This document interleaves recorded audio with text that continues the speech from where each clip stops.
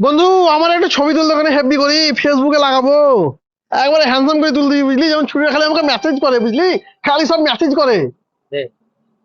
A few moments later. চল ভুলে গেছে চ কেমন ছবি তুলিস আয় আয় আয়, তুলতে তো হেভি করে তুলতে। 2,000 years later.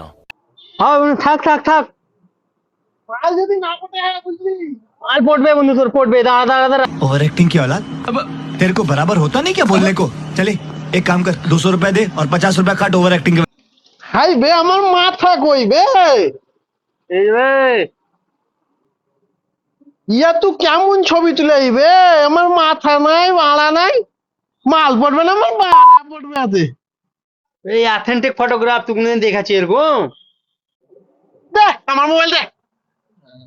ছবি তুলছে না ছাই তুলছে?